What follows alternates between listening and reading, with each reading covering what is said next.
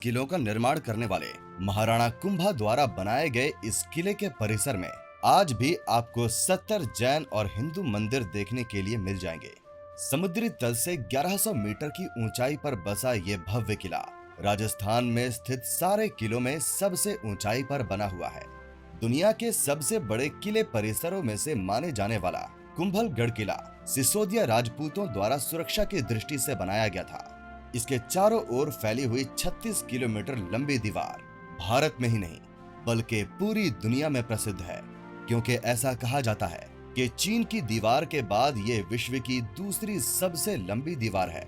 राजस्थान के दो बड़े क्षेत्र मेवाड़ और मारवाड़ को अलग करने वाले कुंभलगढ़ का इस्तेमाल मेवाड़ के शासक अक्सर युद्ध जैसी आपातकाल स्थिति में शरण लेने के लिए करते थे।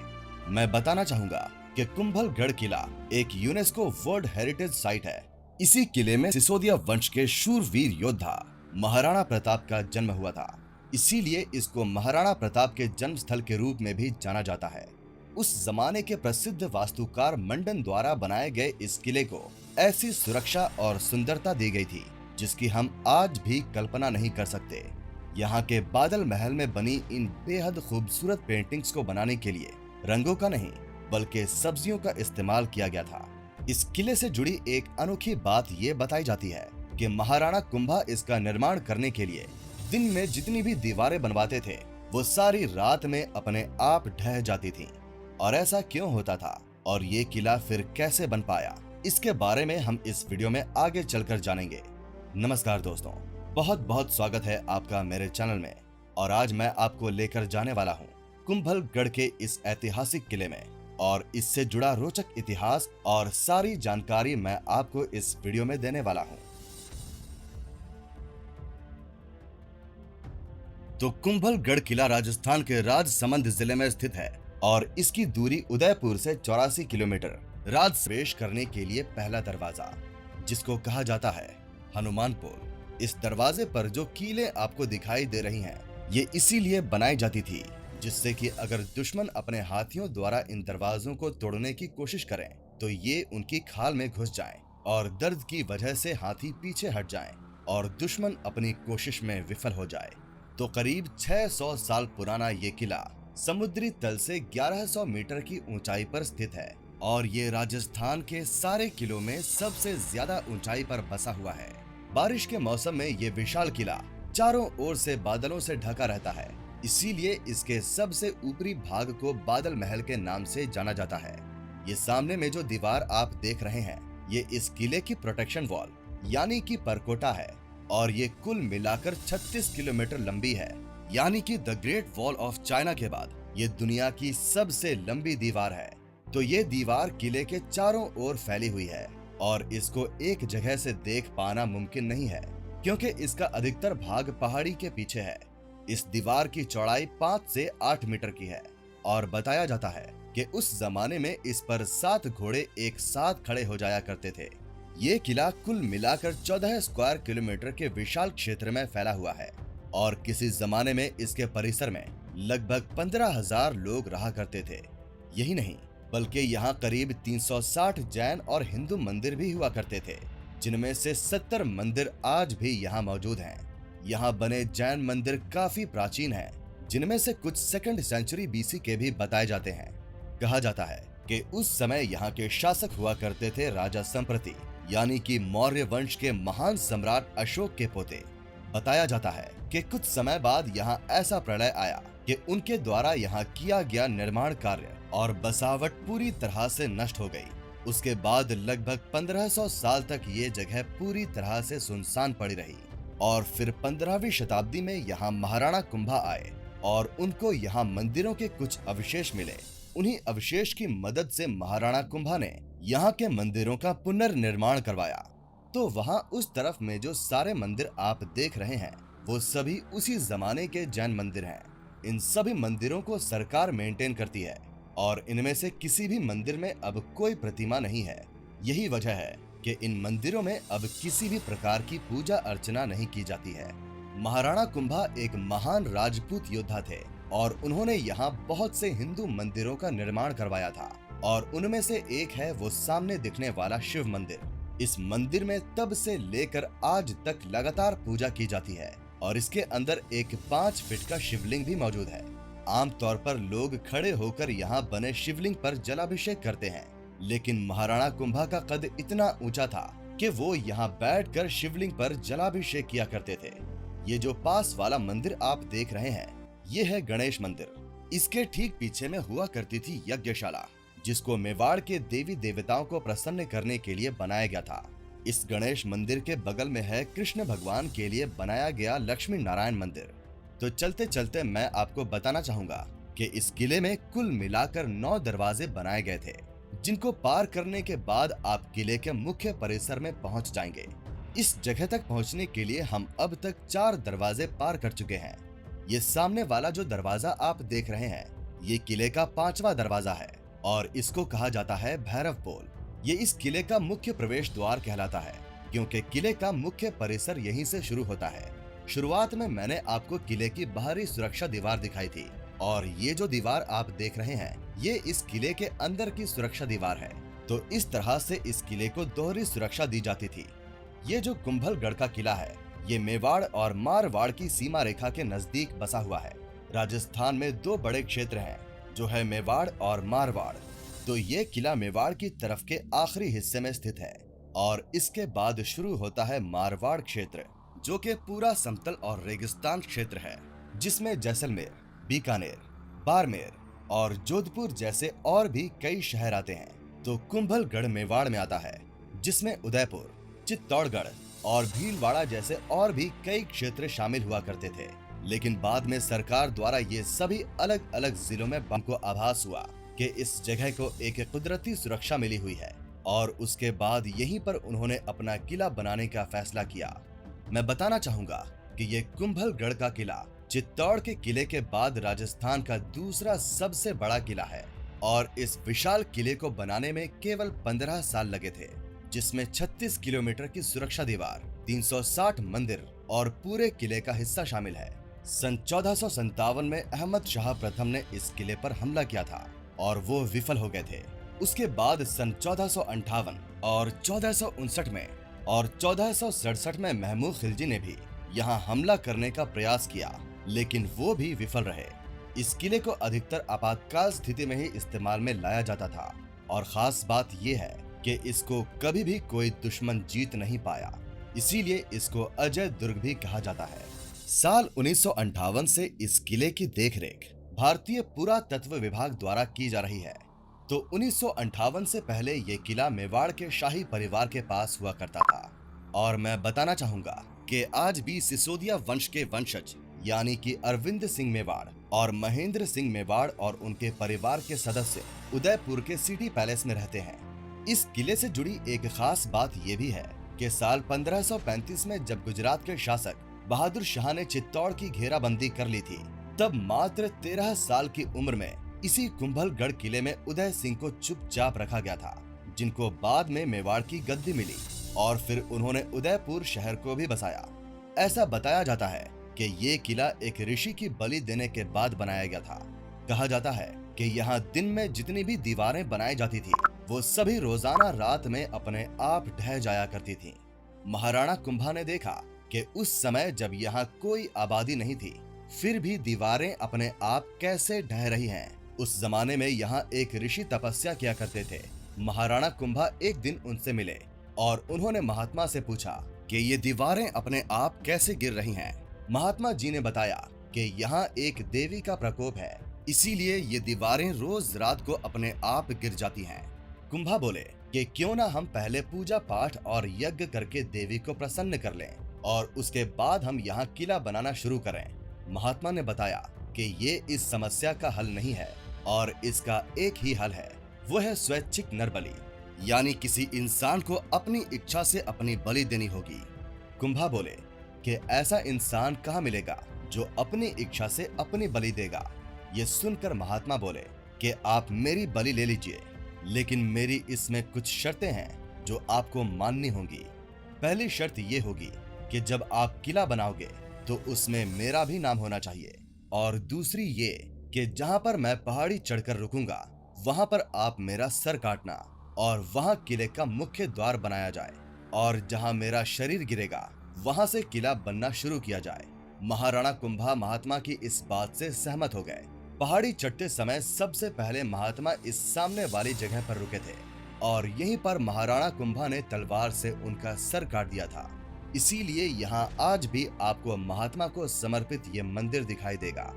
बताया जाता है कि यहाँ से आगे महात्मा बिना सर के चले और उनका शरीर इस किले के सबसे ऊंचे स्थान पर जाकर गिरा, तो उस जगह पर उनके शरीर का और इस जगह पर उनके सर का अंतिम संस्कार किया गया था।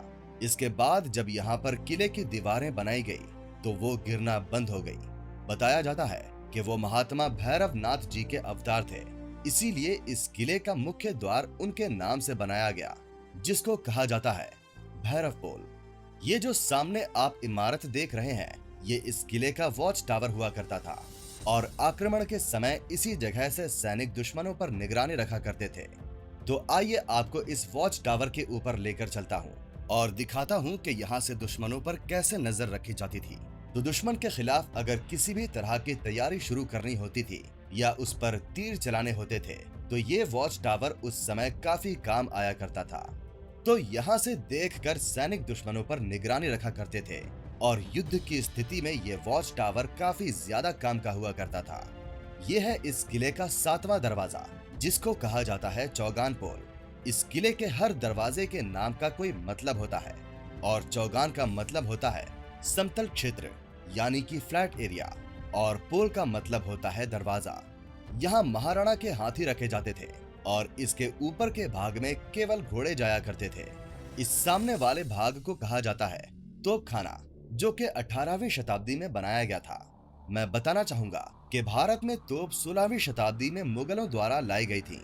तो 15वीं शताब्दी में जब कुंभा महाराणा बने थे, तब भारत में तोप नहीं आई थी और उस समय युद्धों में तलवार, भाले और तीर वगैरह ही इस्तेमाल किए जाते थे। इस तोप खाने में आपको अभी भी कुछ तोपें रखी हुई दिख जाएंगी, लेकिन ज्यादातर तोपें उदयपुर में रखी हुई हैं।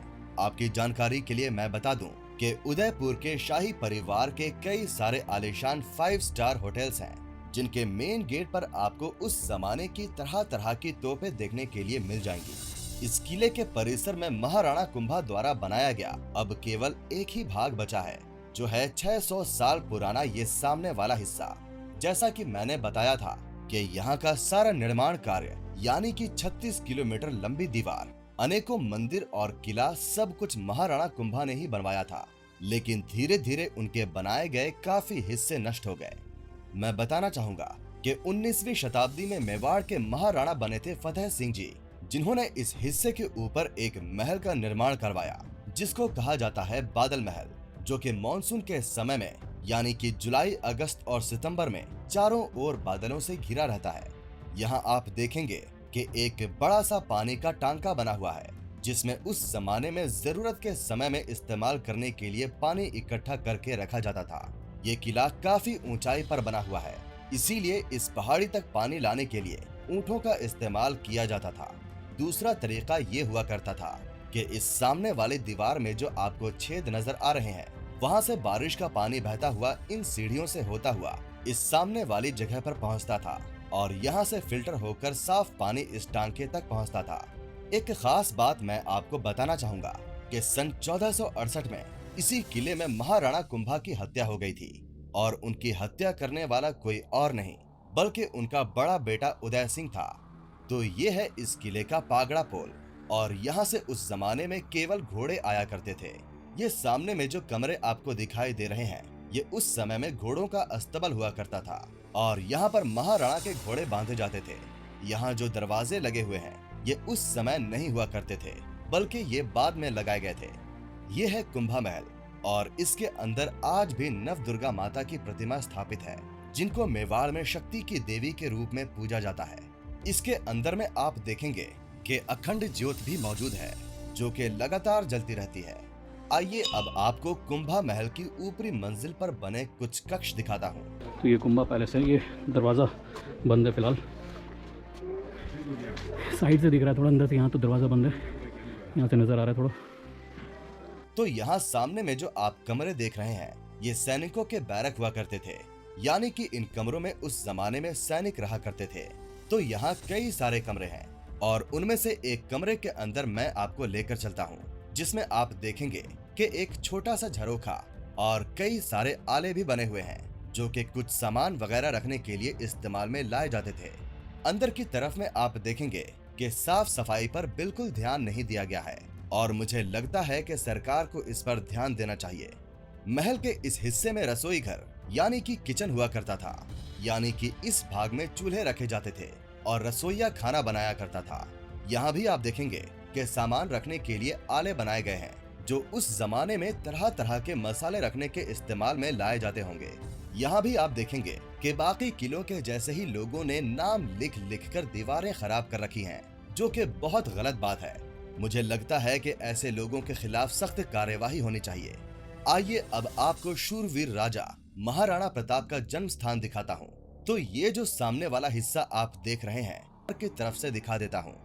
तो उदयपुर को बसाने वाले महाराणा उदय सिंह द्वितीय और महारानी जयवंताबाई के बेटे महाराणा प्रताप का जन्म इसी जगह पर 9 मई 1540 के दिन हुआ था। महाराणा प्रताप के शासन काल में भी यहाँ कई बार दुश्मनों ने आक्रमण करने की कोशिश की, लेकिन इस किले पर कभी भी कोई दुश्मन कब्जा नहीं कर पाया। तो बहुत अच्छा लगता है ऐसी जगह को देखना जहां हमारे देश के एक महान योद्धा ने जन्म लिया था। तो अब हम जा रहे हैं बादल महल की तरफ, और इसको बादल महल इसीलिए कहा जाता है क्योंकि ये इस किले का सबसे ऊंचा भाग है और बारिश के मौसम में ये महल चारों ओर से बादलों में ढक जाता है।